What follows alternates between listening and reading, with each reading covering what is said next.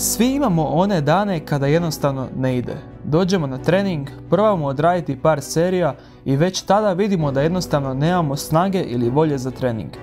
Želimo vas ohrabriti, to je skroz normalno. Svi mi prolazimo kroz razne etape u životu van treninga, te se one često odraze na naše performanse u samome treningu. Danas ćemo zajedno pokušati otkriti uzroke loše volje i manjka snage na treningu, te ću vam ponuditi par savjeta kako mi rješavamo te, nazovimo ih crne dane. Prije svega, pretplatite se na naš kanal i lajkajte video, a mi krećemo.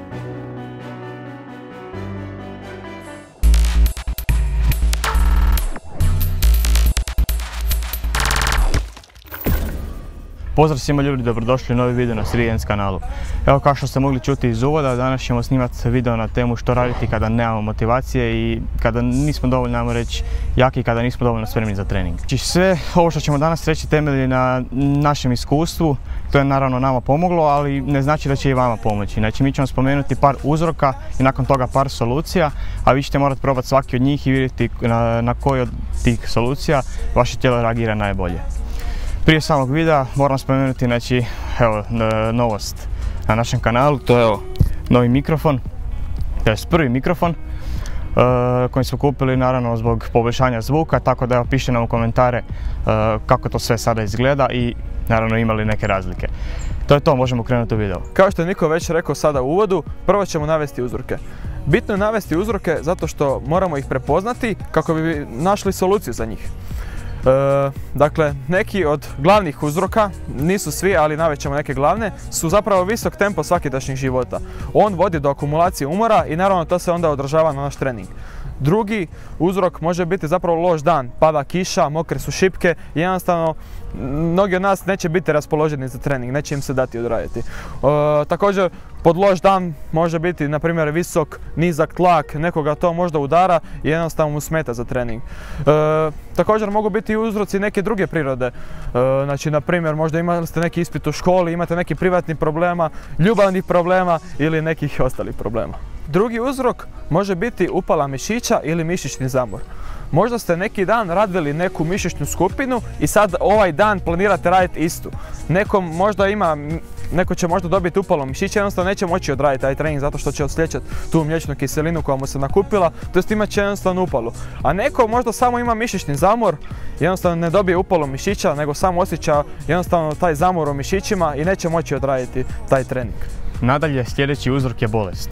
Ako ste imali neku ozljedu ili ako ste bili možda bolesni, naravno da ćete imati manjka volje i nećete jednostavno biti dovoljno jaki na treningu. Kod nekog, znači to je jednostavno individualno, neko će se brzo vratiti, neko ludi od te želje za vraćanjem u trening, a neko upravo neće imati volje i motivacije upravo zato što nije više u onoj svojoj najboljoj snazi. Ali hvala Bogu postoji muscle memory zbog kojeg se i brzo vraćamo u treninge, tako da nemojte brinuti.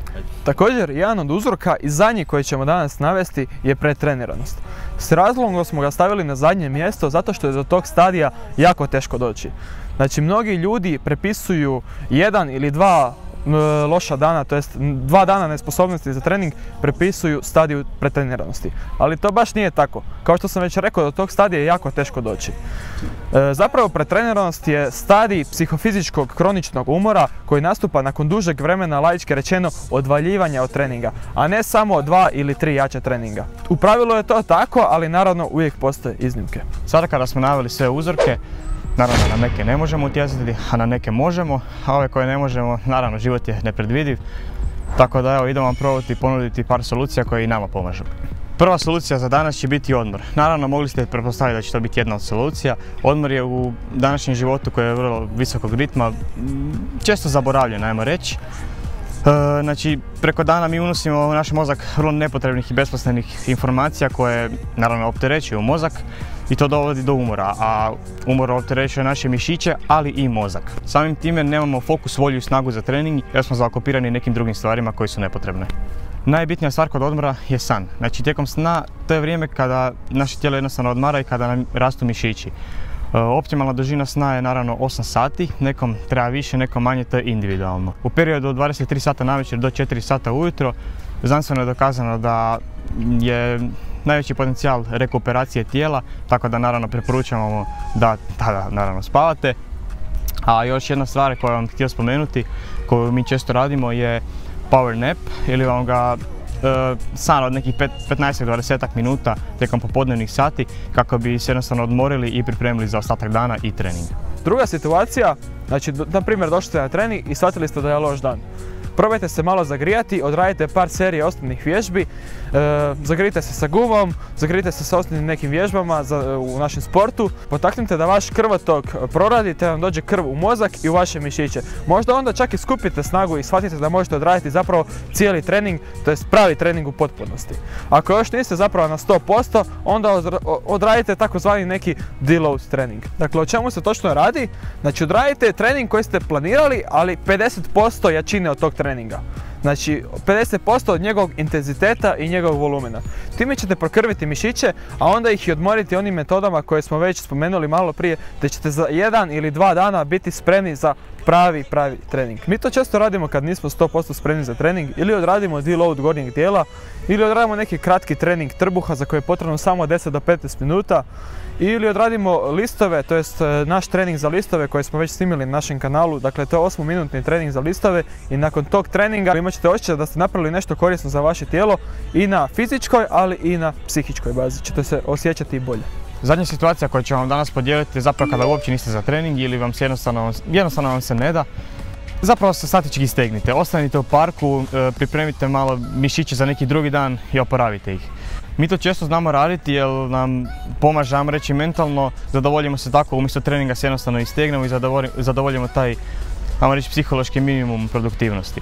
Evo, za kraj jedna situacija, znači došli ste u park na trening, zagrijali ste se, odradili ste možda 1, 2, možda i 3 seta i shvatili ste da nije to i da nećete imati dovoljno snage odraditi do kraja. Jednostavno, ljudi, odite doma, odmorite se naravno kvalitetno, preskočite trening taj dan i sljedeći dan ili za 2 dana izgorit će to snage na treninzima. Primjer, znači kada se mi spremamo za neki izazov i kada se zagrijavamo, odradimo neke bazične vježbe prije samog izazova i vidimo da nije to, jednostavno ne radimo taj izazov, nego popričamo malo sa ekipom, istegnemo se, ili ponekad baš ništa ne radimo, upravo zato kako bi se odmorili, spremili za neki drugi dan kako bi mogli odraditi taj izazov. Naravno, spojimo par savjeta od prije koji su rečeni i odvalimo izazov. Cilj svega je zapravo da upoznate vaše tijelo te da shvatite što je vašem tijelu potrebno u datom trenutku i situaciji, naravno. Neko će moći odraditi jak trening i kvalitetan usprkos svemu, a neko ne. I to je potpuno normalno, jer nismo svi isti i svako individua za sebe. Tu je jako bitan čimbenik snage volje. Dakle, taj čimbenik zapravo jako utječe na naš trening i na naš performans na samom treningu. I to se treba vježbati. Probajte ove savjete, slušajte svoje tijelo, upoznajte ga i napredovat ćete. Također, bitno napomenuti da treba razlikovati ljenost i umor. Česte situacije zapravo kada smo mi zapravo ljeni i ne da nam se odraditi trening usprkos tome što smo fizički spremni za trening. Ali to je već problem jedne druge prirode. I za kraj, evo, nadam se da smo vam pomogli. Pišite što vi radite u toj situaciji kada nemate neke motivacije ili ste jednostavno slabi za trening, jer svima se naravno to dešava. Želimo čuti i vaše neke komentare na to i želimo pokrenuti neku vrstu diskusije između svih nas. Tako da eto, zapratite nas na Instagramu, pišite nam neke druge ideje za videe, lajkite video, šerujte ga i to je to. Vidimo se u sljedećem videu. Pozdrav!